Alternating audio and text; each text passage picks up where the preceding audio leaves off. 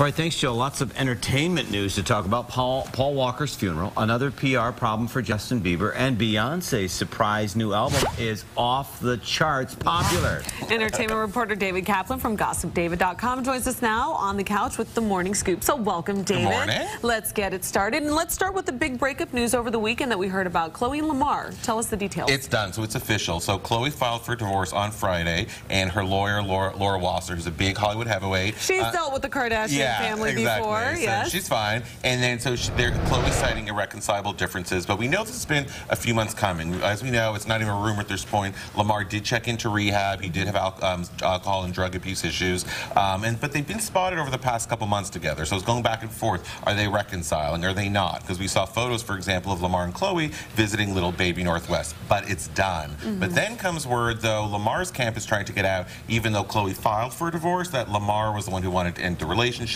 He couldn't stand Khloe. You're not breaking up with me. I'm breaking up with you. But I think, most people, when they look at the Kardashians, are like, no, the Kardashians are going to be more work, then Lamar is going to be work. Right. So it sounds a little fishy, but it's done. And now there's rumors that she's dating Matt Kemp, that ball player. Yeah, he used to date Rihanna. Exactly. Yeah. So it's a little full. It's Hollywood's a little small circle. They all recycle. Sloppy seconds. She gets run on sloppy yeah. seconds, I guess. Well, I hate to ask this question because I just seem, like a voyeur almost, but friends and family attended Paul Walker's funeral. Yeah. Do you have any reports on who was there? Yeah, so Michelle Rodriguez was there, Ludacris was there, Tyrese Gibson was there, and these are obviously his co-stars, Paul Walker's co-stars from Fast and Furious. Michelle Rodriguez took to Twitter afterwards, just, really expressing that she lost this great friend, this great co-star, and this is a really private, intimate, obviously, ceremony. There's going to be another memorial, a little bit larger, but again, it's invite only, so it still won't be open for the public, but last week we saw, thousands of people actually went to the crash site, car enthusiasts, so the public sort of has had their moment. Yeah. But it was great to see the co-stars there,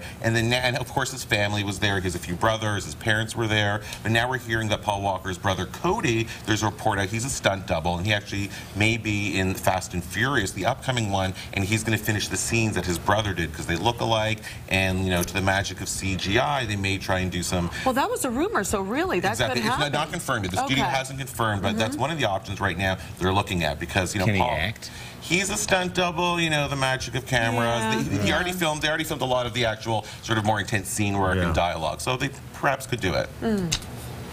Okay, well, Justin Bieber threw a party over the weekend, and in pure Justin Bieber fashion, it looks like it got out of hand. That's right. So at the other end of the celebrity news spectrum here, so Justin Bieber had a party, a blowout bash at his place in LA, and all of a sudden, an ambulance gets called because a girl at the party was unconscious. So an ambulance called, and we didn't really hear what happened sort of for about a day or so. Now Justin Bieber's camp is getting out that, the girl, she awoke, so she didn't remain permanently unconscious, but That's she awoke. a bad thing. Well, that's good. She woke up. Okay, there's a plus. And then the ambulance was called, quote, out of an abundance of caution, which is sort of, well, why do you call it an ambulance? Reports of alcohol. You're not gonna, alcohol there as well. And then, of course, there's obviously, it was a party, and definitely there were reports of alcohol there, so maybe she passed out. No one knows, but it's funny to say an ambulance was called for an abundance of caution because why else would you call an ambulance? Right. Just because. But so now it seems everything is fine. But this has been, a lot of stuff in Bieber. And then, of course, in a couple weeks, his movie's out, he has an album coming out, so we're going to be hearing a lot more about it. Oh, no, please, Too no. bad. Hopefully no passing out girls into the house. Yeah. Speaking of albums, Beyonce, she took to the internet last week, right on Thursday. On Thursday. And next thing you know, she has a new album, voila, and she sells 430,000 copies. So this is nuts. So Thursday night at midnight, 9 p.m. Pacific, midnight here in New York,